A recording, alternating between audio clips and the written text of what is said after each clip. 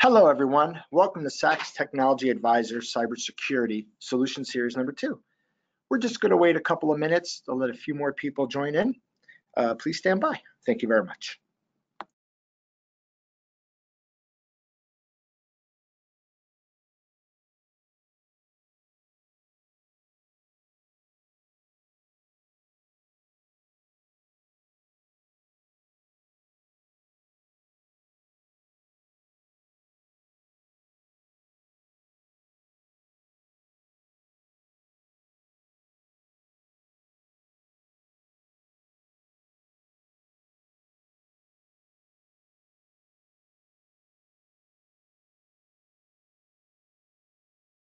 Want to thank everyone for joining. We're just going to wait a couple of minutes to allow a few other people to come on in. Thank you very much.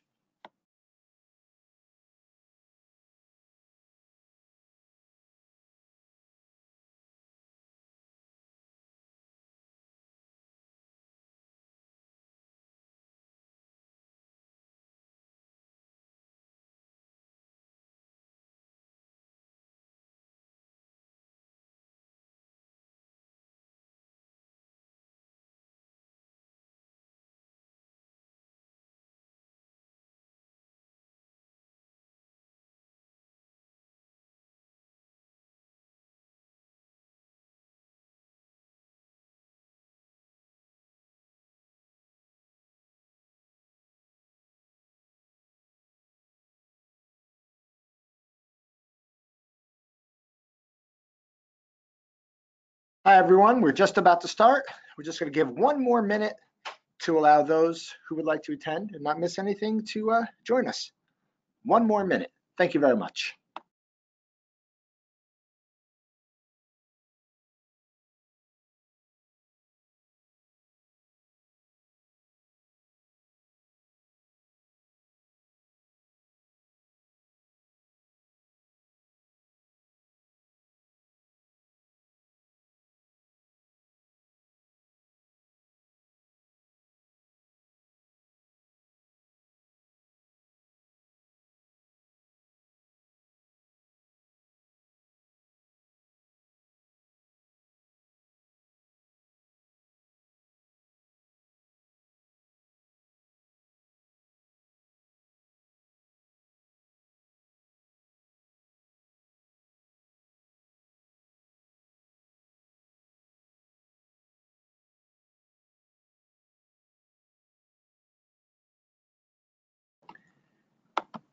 Hi, everyone. My name is Matthew Hahn, and I'd like to welcome everyone to Sax Technology Advisors. I'd like to call this a solution series, and this will be a solution series topic number 2.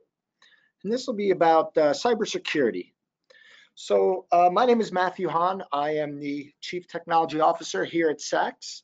I was brought on to not only guide the technology here at Sax, but also to head up a technology offering division here at Sax to meet the needs of many of our clients with respect to managing technology, implementing security, and helping evolve process and procedure.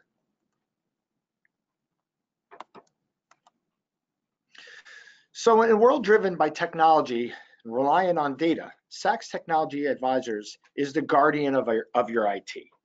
As a managed services provider, we leverage expertise and sophisticated solutions to shield businesses from threats while maximizing efficiencies.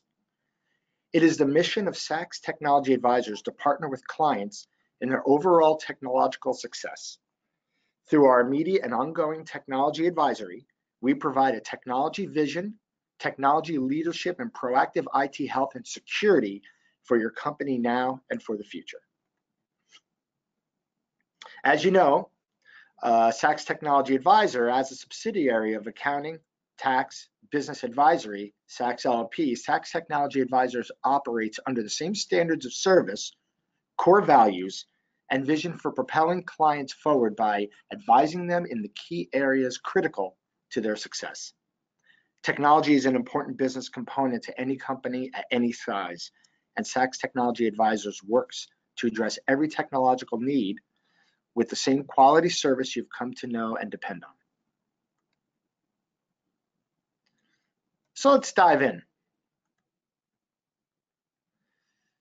When we think about cybersecurity, there's a couple of areas that, sometimes are misconceptions. And these are some of the most common ones that I've come across. A cyber attack won't happen to me. We're too small. We don't have the type of interest or the type of, volume that thieves would be interested in. The next misconception is any IT provider can implement sophisticated and effective cybersecurity measures. Another misconception may be technology products are set it and forget it. Once it's in place, you never have to change anything, much like the Ronco device, I believe. Then the next one is, my employees can easily identify a phishing email or an attempt to gain access to company information. Now, while most of these may sound a little bit, silly, you'd be surprised that even the slightest variant of any one of these misconceptions could certainly lessen a company's what's called security posture and leave them more exposed than they should be. Let's go over some statistics, because this is really where it hits home for most people. Did you know? Wow, this is some number. 1,946,181,599,000 total number of sensitive records were compromised between January 1, 2017 and March 20th, 2018. What does this really mean?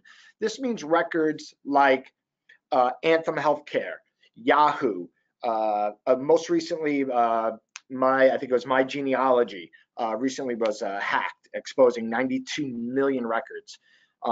This is a pretty significant number, and it's only going to grow. Another statistic is that a hacker attacks every 39 seconds, 1 in 3 Americans a year. Now, the reason that they could do this is because they're leveraging technology. They're leveraging automation and tools. Hacking is a very, very sophisticated thing, and it's not a single individual in a hoodie hiding behind a screen trying to attack one single person. I mean, there may be those situations, but the reality is the win for them is in volume and gaining as many records as humanly possible. So they will leverage all the technological advances possible to perform negative acts against society as opposed to something positive. Let's look at another statistic. 43% of cyber attacks target small businesses, and there's a reason for this. Much like the misconceptions that we looked at on the slide prior, small businesses, some, have the position where they may think that their volume of employees or maybe some of the product or services that they're offering may not be as valuable to hackers or vulnerable to people who want to steal records as they may realize. What's important to understand is data breach, data information is what they're looking for in many, many cases. And everybody's data, no matter what size business they are, is just as important to them as Chase's business and information is to them. So it's all relative. And with today's landscape changing and really targeting these small and medium-sized businesses, it's good to know that the solution landscape has also evolved, presenting ways for small and medium-sized businesses to protect themselves. Another great statistic is 62% of companies experience phishing and social engineering attacks. This is going to be something that's going to go on, unfortunately, in perpetuity. It's going to be a very, very, very difficult task to beat phishing and social engineering, much in the ways that spam was once a problem. Now you have these emails that are coming at you from legitimate email addresses trying to lure yourself or your employees or your clients or anyone you know into these attacks. And again, they're looking for data, right? That's what they're looking for. That they're going to look to gain some information, maybe put it on the dark web. It's worth some money to them. And that's what they're looking for. Another statistic here is that cybersecurity spending is expected to exceed $1 trillion. Now that's in general, all lines of business, obviously, small, medium size, and enterprise. It's cybersecurity, Internet of Things, all of these types of evolutionary points in technology are certainly areas where companies are going to invest because the chances of having a negative circumstance far exceeds the cost to protect themselves. So some of the cyber threats that are out there are data breaches, advanced persistent threats. So an advanced persistent threat is something that may be a little bit newer to some of our attendees today. So just a real quick, advanced persistent threats don't necessarily look to cause damage. They fly under the radar for a long period of time, and their gain is to egress data out of your environment. Data, that's what they want. Social engineering, phishing, whaling, this will continue to thrive.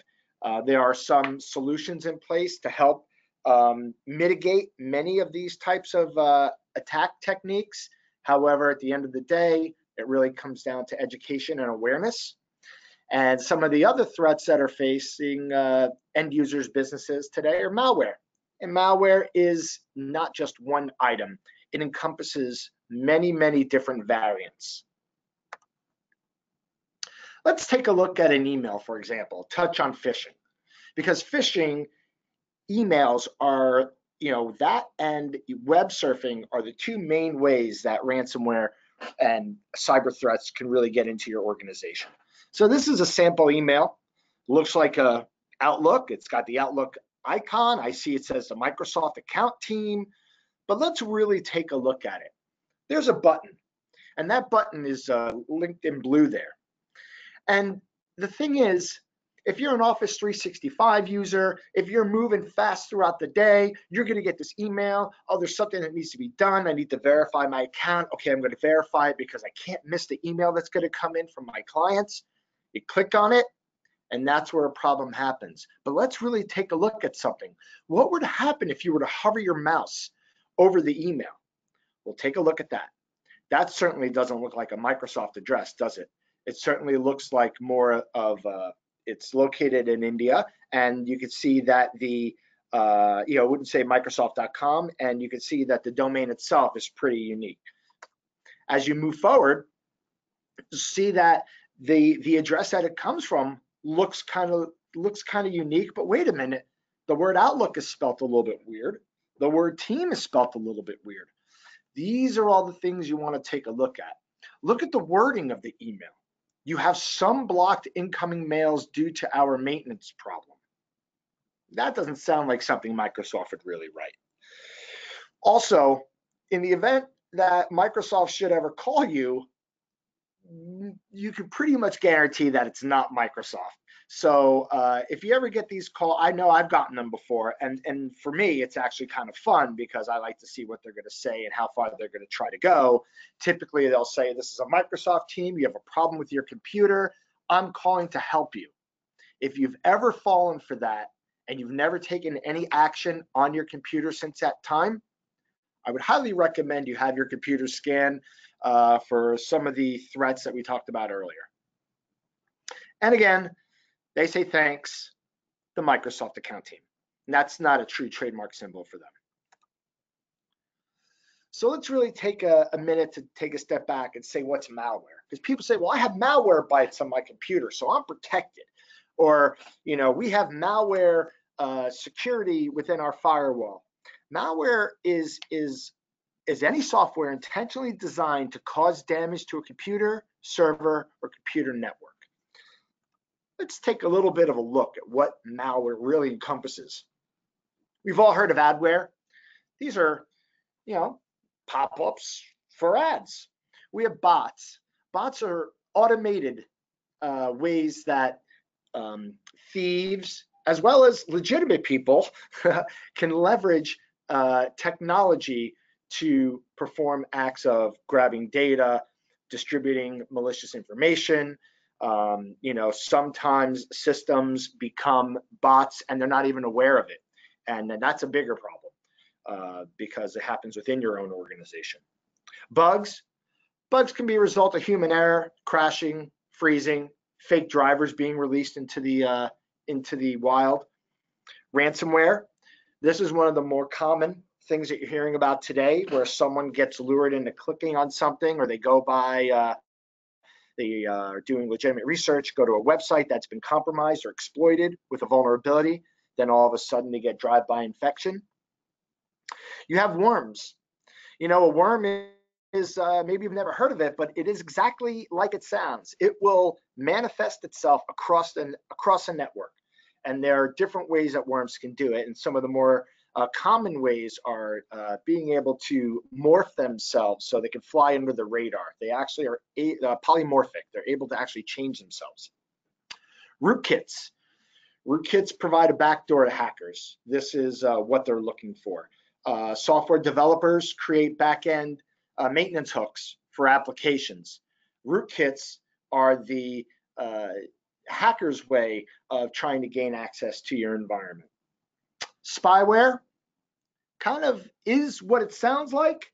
There's someone spying on the activity of a system. So what does that really mean?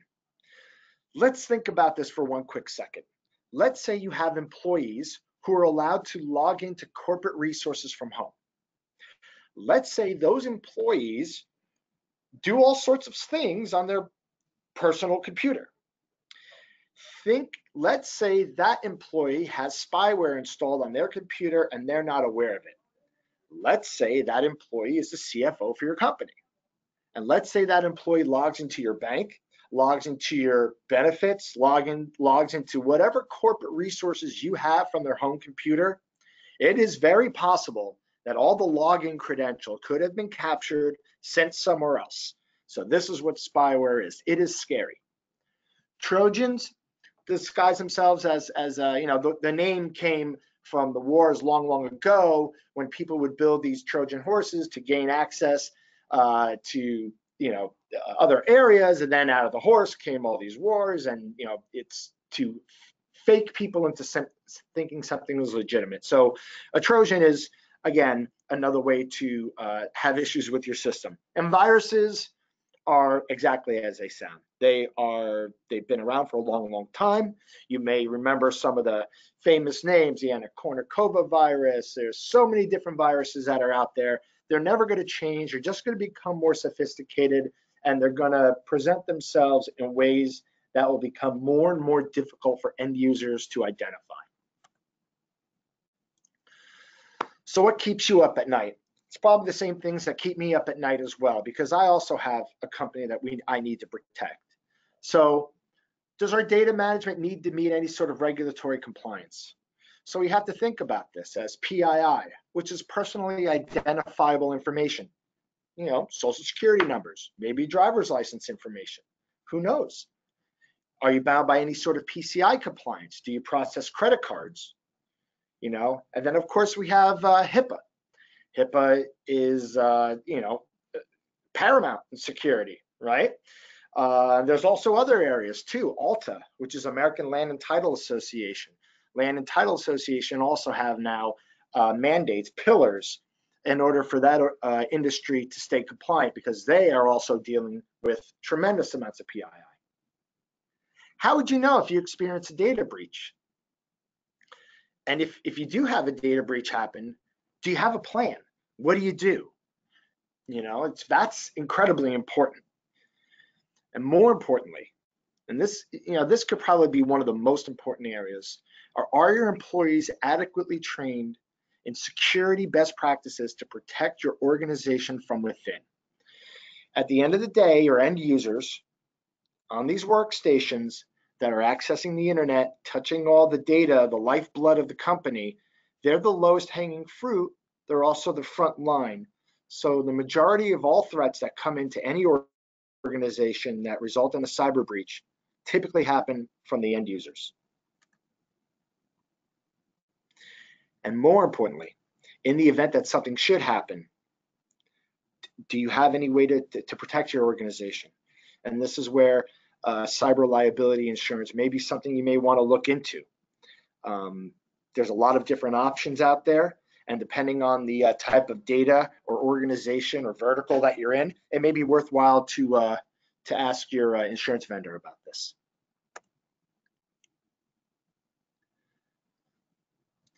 But to address these questions effectively and strategically, it's tricky, and every organization is different. So how can Sax Technology Advisors help? So what we do is we take the cybersecurity framework, which is published by NIST.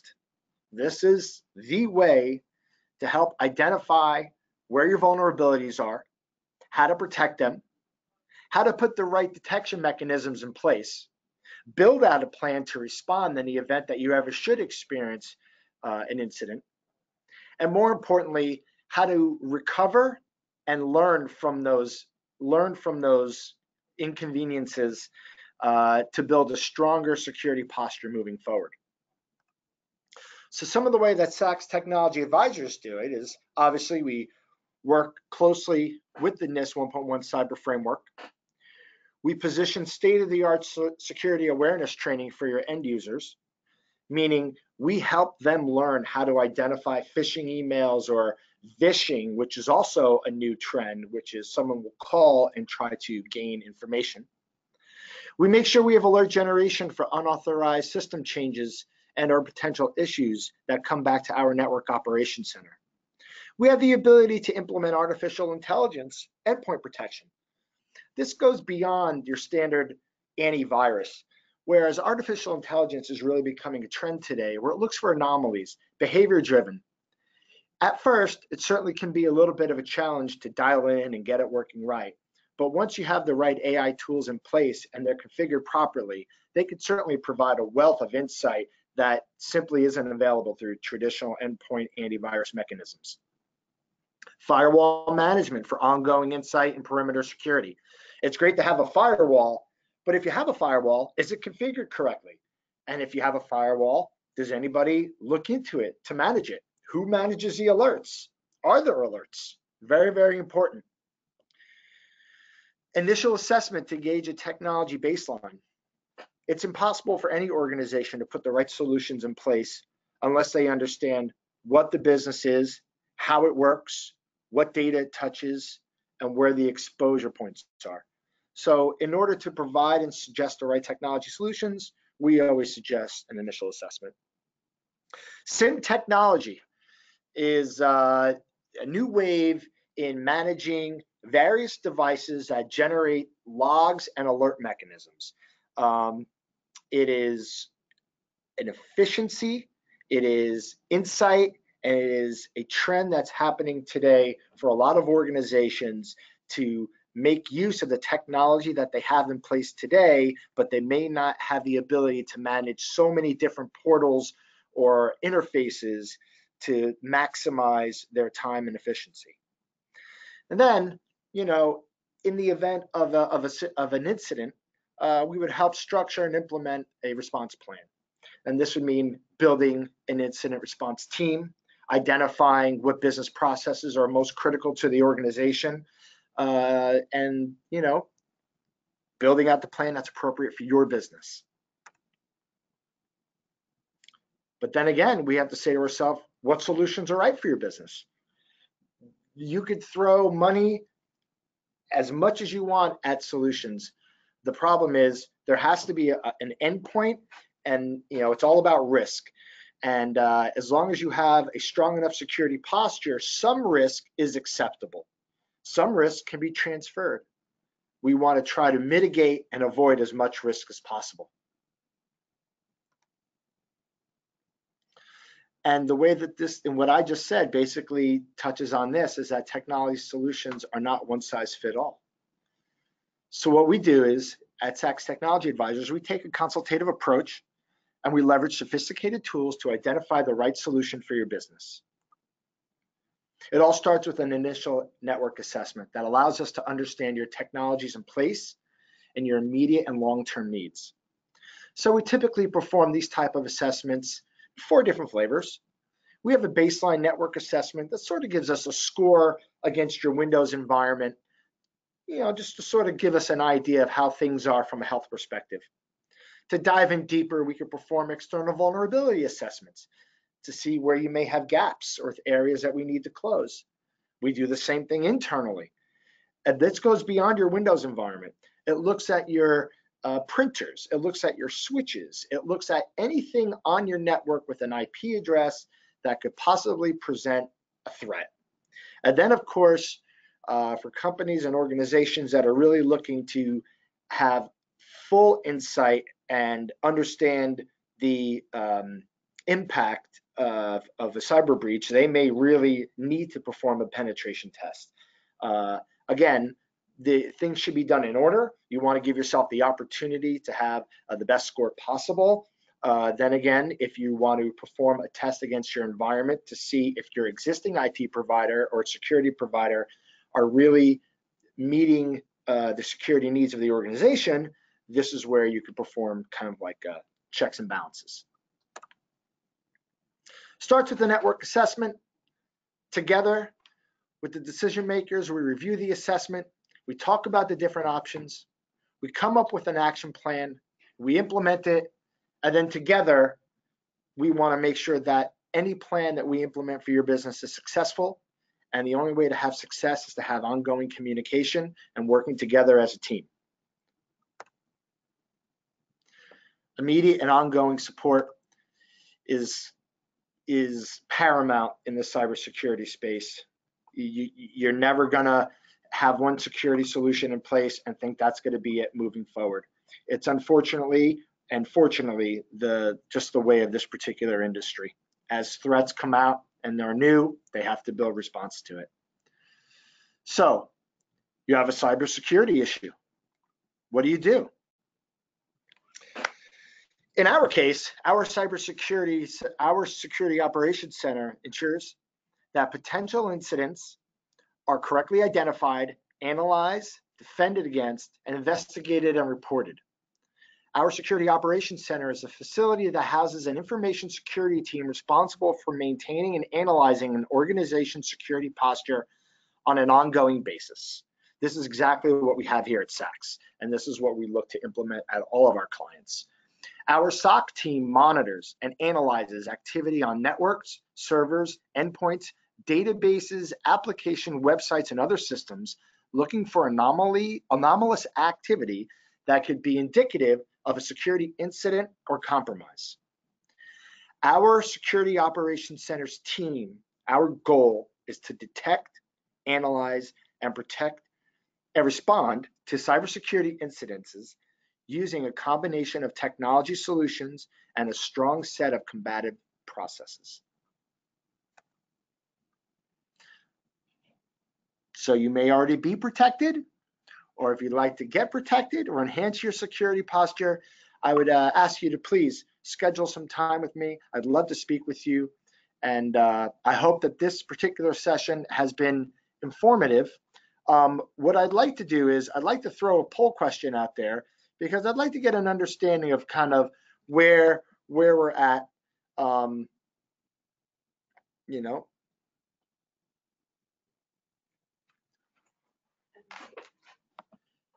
Okay, so here we are.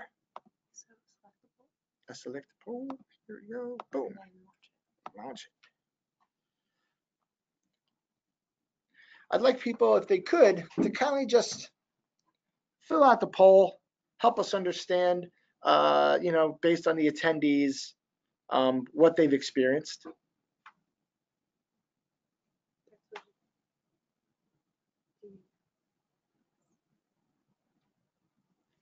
Okay. Have you or someone you know faced any type of cybersecurity incident or breach, from data loss or phishing, anything like that?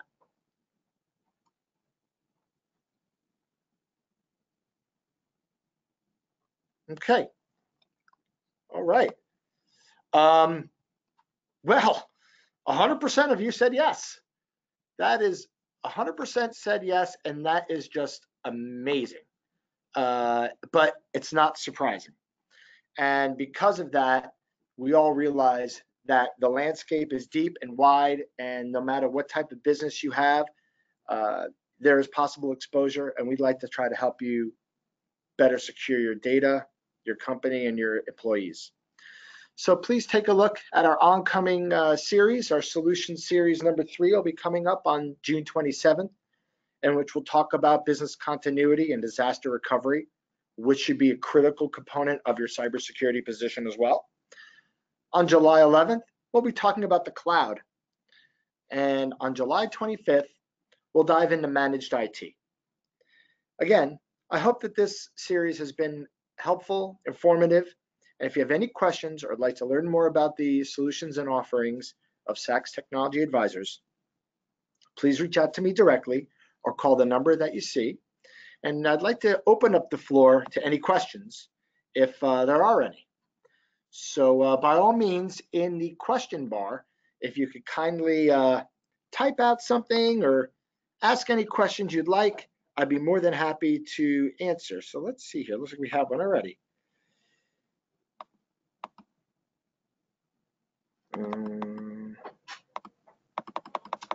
Okay, let me just spread this down here.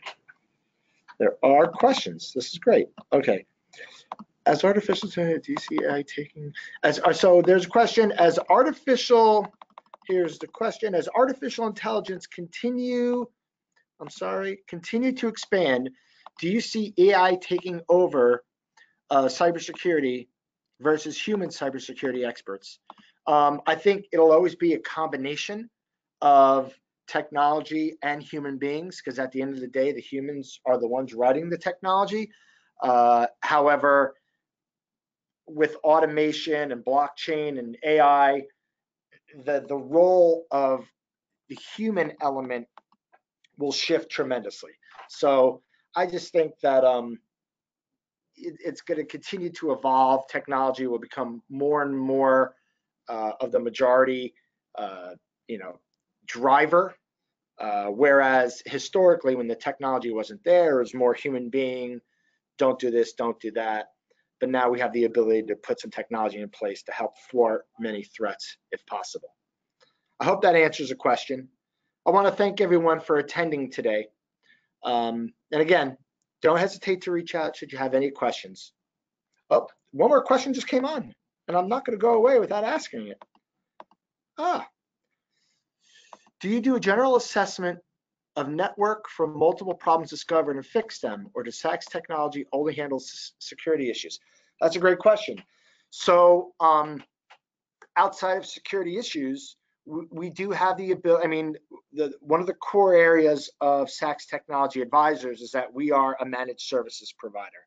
So as the landscape of technology providers expands, or should expand, your technology provider should be doing more than just managing your Windows infrastructure and managing your servers and desktops. This should be standard at this point in the game, and that those types of management processes and procedures are so mature today that should be commonplace. And now your technology provider or partners should be leading you towards the next wave of technology, which is handling security issues. Because if your network has deficiencies, you're sure to have security issues. I hope that answers your question, Tony. Thank you very much for asking that. Okay, great. Is there anything more? Because that was awesome. There is more. This is fantastic. Do you have any guidelines on how much cybersecurity insurance should cost or should buy? It varies based on the type of business you have. I don't have guidelines on cost. What I would advise you to do is to work with your existing insurance provider. They may or may not have an offering. If they do, you can work with them. If you don't have one and you're interested in getting introduced to one, kindly let me know. I have several contacts that I'd be happy to set some introductions. And I think that may have been our last question. I want to thank everyone again for attending. This has been great for me, and I wish you a great weekend coming up. And I look forward to hopefully speaking to you again on June 27th for business continuity and disaster recovery. Thank you very much, and have a great day.